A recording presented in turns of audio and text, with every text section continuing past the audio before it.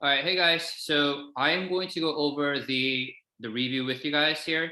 So this is the study guide for logarithms and exponential equations, and we're just going to start off with number one. So to do these types of questions, what I was intending for you guys to do, like I discussed with you guys in class, was to transform the other side of this equation into a form of three. So this would be 3 to the power of 2x, and 27, as we all know, is 3 to the power of 3. So that would be 3 to the power of 3, and that is still to the power of -2. Using the rule of exponents, you can put these two together and combine them and say that's 3 to the power of 2x equals 3 to the power of -6, which allows us to solve that x is equal to -3. When you cancel this out here, you get 2x is equal to -6. And so just by using pre-algebra there, you can just get x equals -3. And you can always verify your answers by plugging it back into the original function. You can use math and then say equation solver, and then you can solve it that way. But that's how you would solve for number one, part A. For part B, you have 1/2, which means I can transform this into 2 to the power of -1, and that will be 2x minus 5 equals 2 to the x minus 1. Very similarly to the part A, I can cancel out the 2's, and that would leave us with -2x plus 5 equals x minus 1. You would just have to distribute the -1 to both of those two terms. And the rest is just simple algebra. So subtract x on both sides, you get -3x, subtract 6.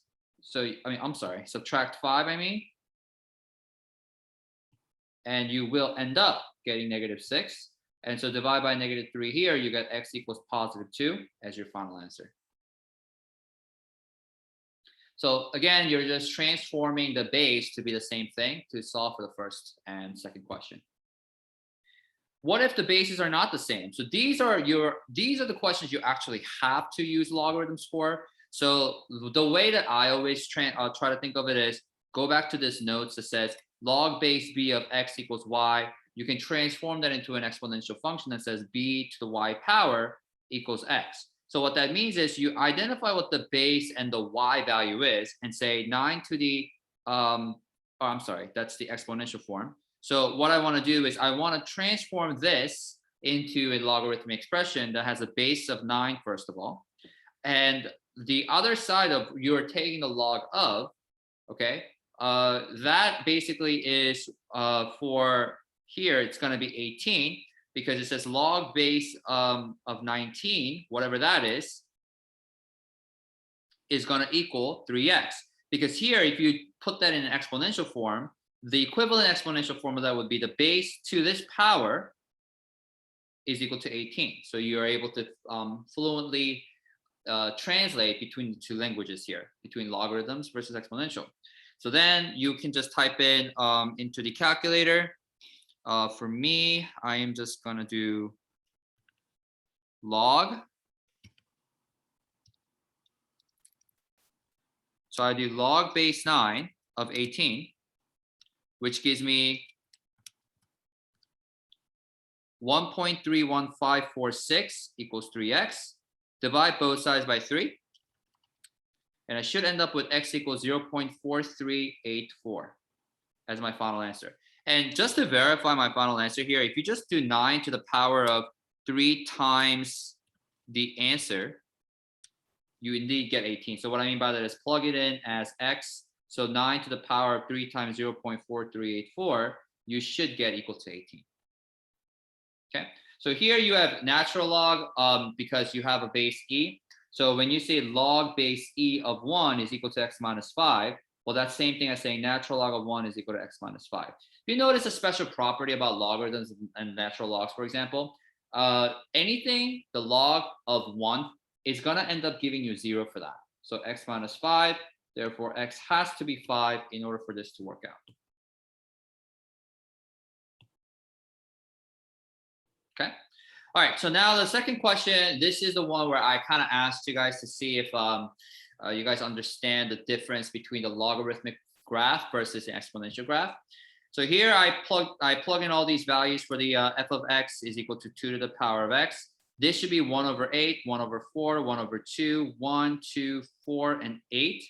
So if I were to plot this on a graph paper, I would say that's closer to being 1/8, 1/4, 1/2, 0 is going to be 1. That's the y-intercept. 2, 4, and 8. So you get this really nice exponential graph. And the way that I kind of tend to do it is I kind of extend it so that I get this full blown out picture that has an arrow sign going in either direction, right? Okay, so using the same base, the logarithmic equation is listed below. Fill in the table. Yeah, I modified the question a little bit just to help you guys understand. If you were to graph log base 2 of x onto the graph, the same graph here, what you will notice is that if I were to take, for example, log base 2 of 1/8, I get a -3 for this one. And rightfully so, because log base 2 of 1/8 is equal to, let's say, f of x for this one. This is the same thing if you were to put it in an equivalent exchange for the exponential. 2 to the power of f of x equals to 1/8. And if you notice, that is very similar to the one that we did up here, where the only problem that swapped, the thing that were swapped was the x now become the f of x. And I hope you can relate to the things that we talked about in the past, because if I were to keep on going down this list, what you will notice is that every single one of these numbers, this would be 1, 2, and 3. These numbers here actually becomes the same numbers as you see here with the x's. And let's say I plot this. So when x is 1/8, I get y to be -3. When x is 1/4, -2. When x is 1/2, about half of it, you get a -1, 1, 0. Then you get 2, 2, 1, and then 4, 2, and 8, 3. So here you will see a logarithmic graph that stretches in this type of fashion. And obviously you won't be able to do any logarithmic graph of a negative x value. So this is the graph that you'll see. And obviously the couple things that you should notice is that there is this, if I were to draw an imaginary line, it's perfectly symmetrical about that line called y is equal to x. So for the part C, just say on the graph paper above, sketch the logarithmic function, in which what we just did. Notice anything? Yes. The graph are reflected across y is equal to x. Relating to the past lessons that we have been talking about, this means that exponential functions and logarithmic functions are inverses of each other. And there are many ways in which you can approach why this is. First of all, graphically speaking, this proves to be that. And secondly, if you take a look at the table, notice how the data values have been swapped. Your x values for your original function becomes y, and your y values for the original becomes x. That's what the inverse function was about. You're swapping your x and f of x values. So you can also phrase that a little bit more in detail if you wanted to kind of elaborate on part C, but that is the main idea behind the question number 2. I had some students ask me about question number 3. You purchase a home for $240,000. You will decrease in value of 3% every 2 months. Guys, this means it's not a compound interest, but what you would rather do is you would use a simple interest rate, a growth or decay model that uses this.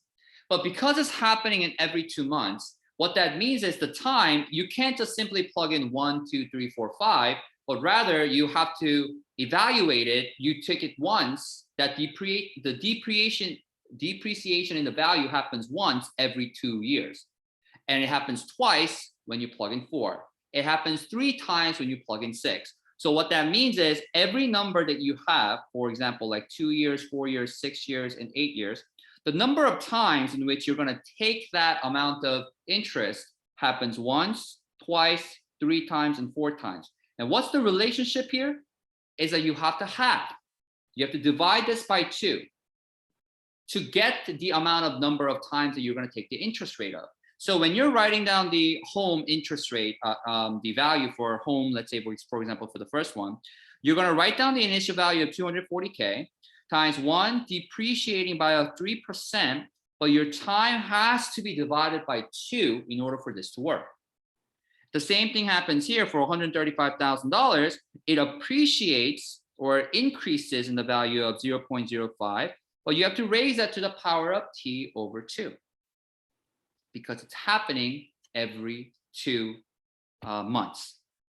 And then which house will be valued less after 10 years? Now, the question here is because it's years, that is equivalent to about 120 months. So the time that you're going to plug in is in months, as have described in the context provided for us above. We are all dealing with months here because if we're happening every 2 months or so, we are indicating that the t is in months for this one.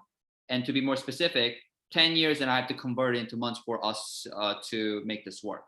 So I'm just going to simply type it into the calculator, 240,000, 1 minus 0.03, raised to the power of 120th month. How much value is this going to be? Well, you're going to take that interest only 60 times because it happens every 2 months, not every month. So 240,000 times 0.97 raised to the power of 60 will give me about 38,593.60 cents. You take the $135,000 and you appreciate by a 5% of the same amount of time. So I get 135,000 times 1.03 raised to the power of 60, and I get about $795,366 and exactly. Oh, I'm sorry, this is not the correct answer because I did not type it in my calculator correctly. Yes, so this is a little bit more than I expected, but here is the answer. So 2.52169 to the power of 6.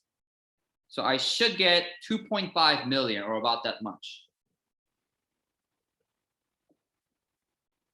This is the amount of dollars that I should be getting.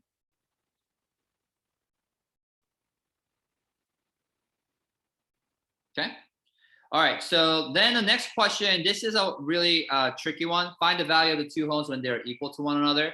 So when they're equal, it means that I have to set this equation, 0.97 to the power of t over 2 equal to 135,000 to the 1.05 raised to the power of t over 2.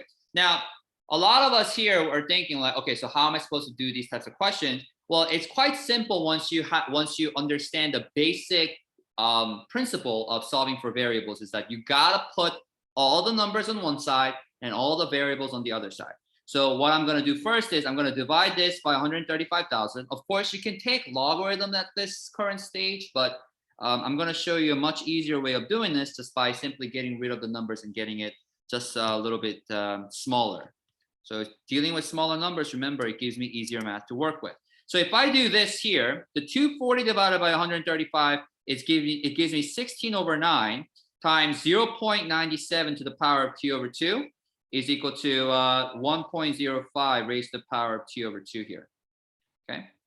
So then, like I said, move all the numbers to one side, move all the variables to the other side. So I'm going to now take this and divide by 0.97 to the power of t over 2 to the other side. So you can cancel that out.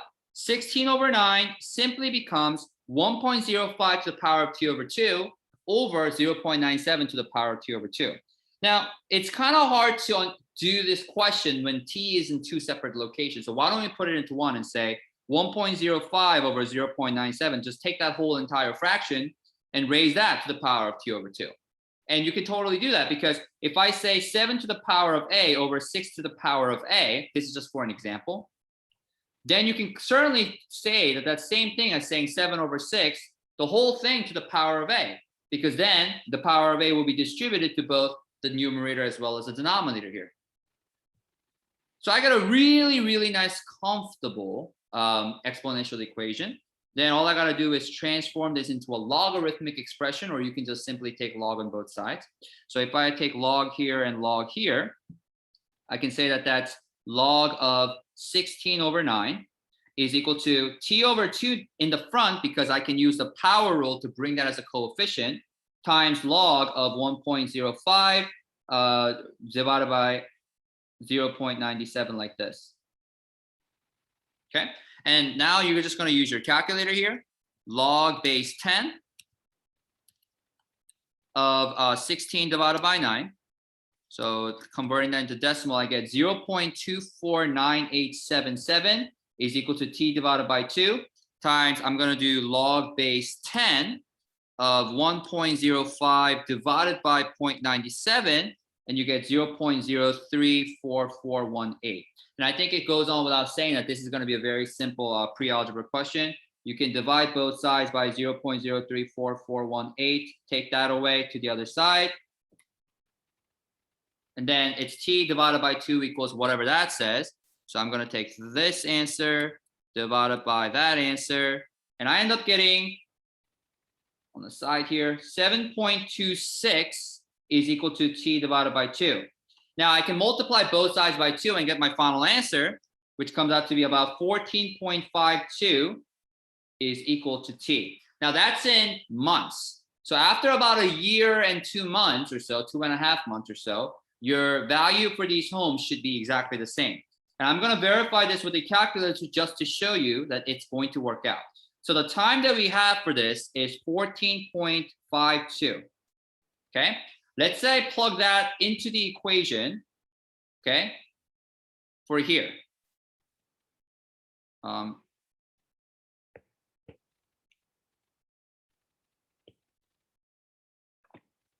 Sorry, my Apple Pencil just like stopped working, but I'm just going to type that 14.52, plug it into the original function and say 240,000 times 0.97 raised to the power of 14.52 divided by 2. And I get about the value of the house at that time, because it's asking for the value, by the way. Part C, you're not done after you find the time. The value in the home A, let's say I call home A, is about $192,386. Now, if I plug in the same t value into the function for the second one, 135,000 times 1.05 raised to the power of 14.52 divided by 2, and I get about $192,384. Now, I know that they're not exactly the same, but because we had a little bit of a rounding errors here, because I think it's like a 14.52, zero, I think it was like 0.3 or something. Sorry, my iPad's a bit laggy here. And so once I plug that in, I get approximately the same thing. So the time that it's going to take, it's going to be these many months. So even though there's going to be discrepancies between these two values in homes, you can say that approximately they're equal. So I guess my answers are okay. So you can just still say that they're going to be equal to each other because they're approximately the same. They're off by $2 of a $100,000, $200,000 value house. Okay. All right. So that was number 3. Now, number 4. You have a penny to invest that will double in its amount every year. So what will be the answer to this type of question is that you gotta try every single one of those answer choices. You will end up having 8 pennies by the end of 2 years. So by the end of 2 years means that you invest a penny on the first year. At the end of the second, at the end of the first year, you have 0.02. And at the end of the second year, you have 0.04. At the end of 2 years, I should have 4 pennies, not 8. The rate of change increases with time. This should be obvious with everyone when we're doing exponential growth. I mean, you're doubling each time, so you're seeing this exponential growth. Each time you're taking the interval up, like the rate of change from here to here should be lower than from here to here. It gets steeper every single time. Like it gets higher and higher and higher. So that means that the rate of change, the slope between the intervals, will change over time. The growth factor is 100. The growth factor is what you're multiplying by each time. The growth rate is certainly 100% growth, because that means that you're plugging in 1 plus 1 for your 1 plus r in terms of rate, like in the equation for the simple interest rate. The growth factor is now 100 is simply 2. You're doubling each time. So that is not going to be true. Growth rate will be 100% increase. Now that is certainly true.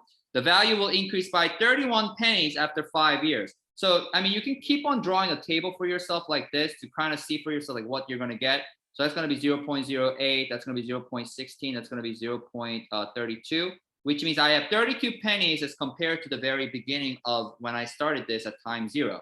So that means that, yes, I do end up getting 31 more pennies at the end of 5 years.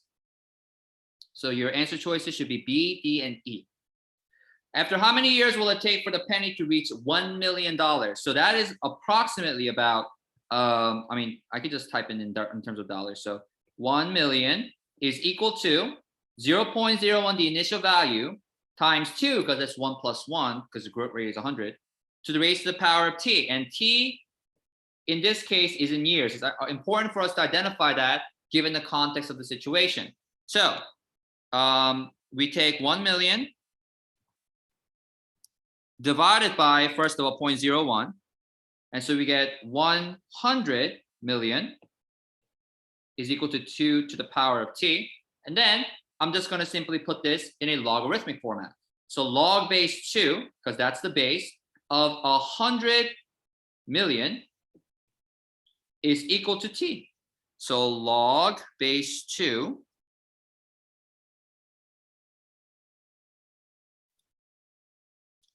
of 100 million is going to be about 26.5754 years. Now, obviously, if you're going to round this up or round this down, I can just simply say like 26.58 or so, but this will be the full answer that I get from the calculator. So after about 26 years, 27 years, you'll get about $1 million from a penny that doubles. Not a bad trade. For the next 10-year period, what is the average rate of change of the amount of money? So what you want to find out for this, you got to be careful. The first 10-year period means from the time that you actually start this all the way down to 10. Okay? So if you refer back to this table here, this actually measures about 1, 2, 3. It's a counting of the years since the year 10. So at 0, we have a penny. At the end of 10 years, how much money we're going to have, that's the thing that we have to figure out, right? So 0.01 times 2 raised to the power of 10, I have about $10.24. So the rate of change for the first 10 years will be as follows. You get 10.24, you subtract y2 minus y1 over x2 minus x1, and then you get 10.23 divided by 10. So my slope, my rate of change is about $1.02 per year. Now for the next 10-year period, what that means is you're starting from 10, from where you ended up at, and you go all the way down to 20, because if you count from 10 to 20, like you're adding 1 year each time. You starting count from 11, that's 1 year after 10, 12, that's 2 years after 10, and you keep on doing that. 10 years after the year 10 is going to be the year 20. So that is 10.24 in terms of your the amount of dollars that you have. And then I'm just going to copy and paste it and change that exponent to 20 to calculate this to be 10,485.8. If you're wondering where I'm getting these numbers from, I'm simply using the formula 0.01 times 2 raised to the power of t. So I am plugging in 20 for t here to calculate this, and then you're going to get $10,485. So then I'm going to plug into the calculator 10,485.8 minus 10.24. That is going to be your y2 minus y1 situation. 20 minus 10. So your denominator still does not change. It's 10, but your numerator certainly, as you can see, it's an exponential growth. So it's going to cause a significant change here. So that is about $1,447.56 of rate of change. So in the very beginning of the first 10 years, your slope might have been 1, but now after that, your slope, it goes like this. And as again, indicated by the exponential function, okay, your rate of change should increase over time because this is an exponential growth. So what is it? Did it increase or decrease? Why? Well, it certainly increased because this is exponential growth. I mean, it's a no-brainer. And exponential growth means that your average rate of change will consistently be much steeper and steeper and steeper over time. All right, we're down to 2 more questions. Number 5, a bank offers you a deal in which you were to invest $2,000. They will give you an interest rate at 2% compounded semi-annually. So that means that I'm going to write down $2,000, 1 plus 0.02 over 2 raised to the power of 2t. Using the compound interest rate formula that says principal, 1 plus the r divided by n raised to the power of tn. Or nt, doesn't matter. All right, so semi-annually means that you're doing it twice per year. Remember, the n value always represents how many times happen in 1 year. So semi-annually means twice that you plug in 2. After 18 years, what's the value it's gonna be? So that's a calculator question. Let your calculator do the work for you. So plus, 2,000 plus times 1 plus 0.02 divided by 2. And I'm going to raise that to the power of 2 times 18. So what I get is about 2,861.54. Do I need to show any work for this? Nope, because you just have to use your calculator. Or you may just like kind of copy and paste this one right here. So write down 2,001 plus 0.02 to the power of 2 times 18, just to kind of indicate, like show me that what you have typed into the calculator. And how much time would be spent in order for you to have 2,250? Well, 2,250, then you're going to set that equal to the equation you have for the first part, 2,001 plus 0.02 over 2 raised to the power of 2t. Remember, whenever you're looking for the when, how much time or when you're looking for the value of t, you're going to be using logarithms for every single one of those questions. You want to bring the exponent down to earth. So 2,250 divided by 2,000 is obviously our go-to step right here. Please don't forget that is our first step that we need to take. 9 over 8 is equal to 1 plus 0.02 over 2 raised to the power of 2t. So let's say that I use logs or natural logs. It's really up to you what you want to do. But quite honestly, there's another way that we can do this. We can take log on both sides, but you don't have to take log of base 10, right?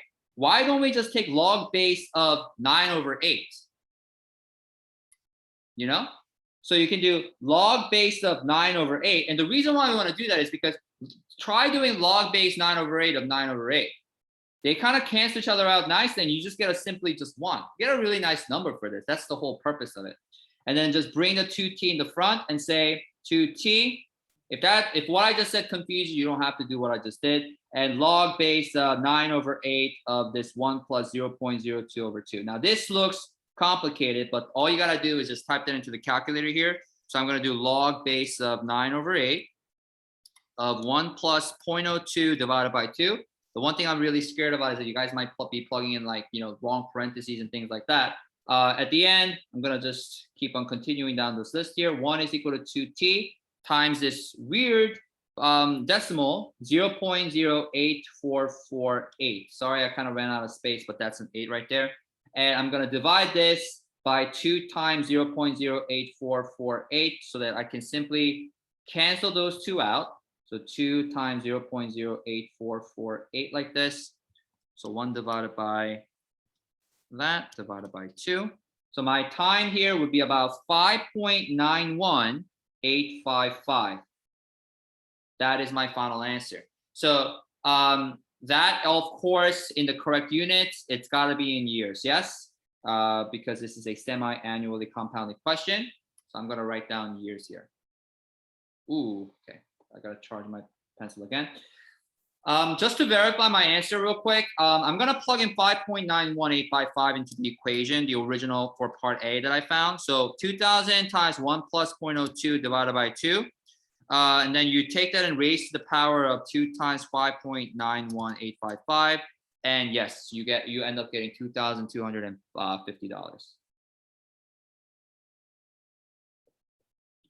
All right, if the above compound interest were to be compounded continuously, all that means is that you're using this fancy little formula that says PERT. How would your equation change? How would your equation change? Well, it's just going to be A equals to P times E to the power of RT. I guess that's the only thing that they asked you to do. And so to find out how much more you will have after 18 years, comparing your answer from part B, if you were to have it continuously compounded instead of being compounded semi-annually. So we already have our answer from part B. The only thing that's different now is that I'm going to plug in all the information here so that I can compare the differences. So 2000 e to the raised to the power 0.02, and the time here that it took, it's 18 years. So 2000 e to the power of 0.02 times 18. So I get about $2,866.66. So comparing with the original amount of $2,851, I think, no, $61.64, and that's what it was. Oh, 54 cents, my apologies.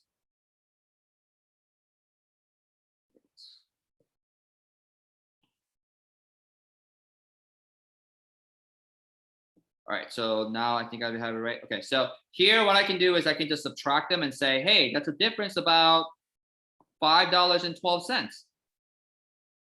If you were to have it compounded continuously instead of being compounded semi-annually, so how much more? You would say you have $5.12 more by doing a continuous compounded rate. All right, number 6, last question of the day. So exponential and logarithmic properties and equations. We're solving for x here. So what I want to do is we want to get log base 5 of x plus 2 equals log base 5 of 4. Or I'm just taking log base 5 on both sides of the equation. Actually, maybe that was not the best way to explain this. So I am going to just simply show you guys how to translate this into a logarithmic expression. So you take log base 5 of the output, which is 4, and that gives you your input of x plus 2. So log base 5 of 4, which gives me the decimal value of 0.861353 equals x plus 2. Subtract 2 on both sides of the equation. I get final answer, negative 1.13865. For those of you who are not really comfortable, kind of translating between back and forth, just remember that you can always take log on both sides, okay? So you get log of 5, x plus 2 is equal to log of 4. Then you can just remember, oh, I can't use this function here, but remember that this becomes your coefficient x plus 2. Divide away the log 5 on both, other side of the equation, and you will get exactly the same thing that you would see here. Trust me with that one. So even if you take log on both sides and translating between exponential to logarithm, I suggest you pick your comfortable way of doing it one way or the other and just go with it. Okay. So the answer to the first one is negative 1.13865. For this one, you can do it the same way, but here you have to use the power rule first, or you can just kind of divide away the 4. It doesn't really matter which way. I think dividing away the 4 seems to make sense to us all a lot more. So natural log of 2x plus 3 is equal to 11 over 4. Convert this into exponential. I like the way of doing that. So remember, the natural log is the same thing as saying log base e. So I'm saying e raised to this power. Remember, your output is being whatever that you're raising it to the power by equals 2x plus 3. And the rest, you're just allowing your calculator to do the work, 11 over 4. And that just simply becomes 15.6426 equals 2x plus 3. So we're doing the pre-algebra portion, which I'm going to skip. X equals 6.32123. That's my final answer. Yes, I'm not rounding it for any of these type of questions, but if you get around that range, you should be fine. And in the test, I will assume that everyone is just going to write down up to 100 or 1,000. I'm not going to really specify, but that is what I'm expecting you to do. You don't have to write down all the digits if you don't want to, but up to about 100 per 1,000 is good.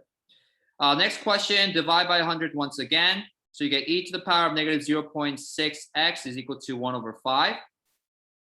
Here, you want to take that into a natural log. So if you take natural log on both sides of the equation, the natural log and the e will just cancel each other out.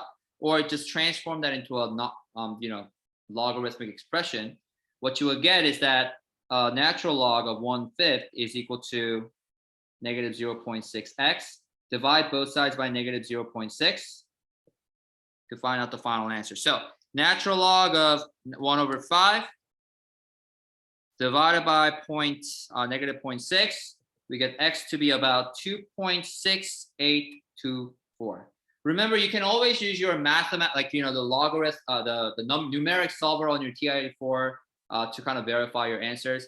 But remember, I need to see all this work first of all. Now we're doing something a little bit more interesting with the product and the quotient rule. So we're going to put this 2 together. But the first thing I need to do is put the 2 in front of it. Because remember, the logarithmic functions has to be by itself.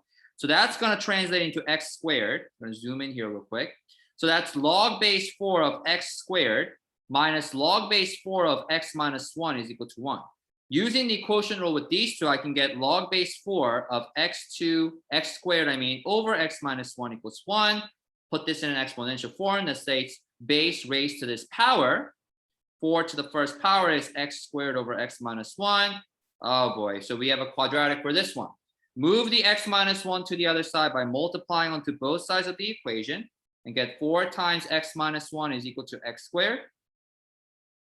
4x minus 4 is equal to x squared minus 4x plus 4 minus 4x plus 4. And the reason why we want to do that is because to solve for a quadratic, we got to get the other side to be 0. So we get x squared minus 4x plus 4. We get x minus 2 squared is equal to 0 when you factor. So the only answer that really works for this is that it's x is equal to a 2. Last question, the same thing that I'm going to do, but this time I'm going to use the product rule for this.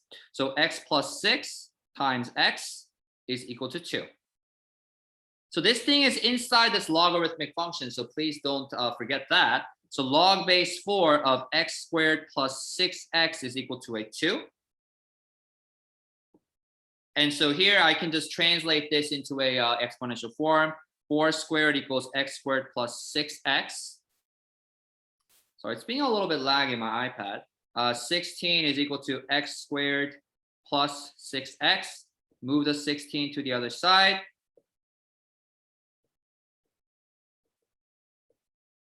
Factor. Solve. And the only answer it's not going to work is the x is equal to -8. Why is that not going to work? Because I cannot plug it in to the logarithmic function with just x in it. You cannot take a logarithm of a negative number. So therefore, the only answer that works for this is x equals to a positive 2. All right, so we made it. So that is basically your study guide. Hopefully this kind of helped you out to get all the answers from it. I'll see you guys tomorrow or Thursday, depending on which day it is. And good luck to you guys. Make sure you, if you guys have any questions, just please feel free to ask me. I'll see you guys tomorrow.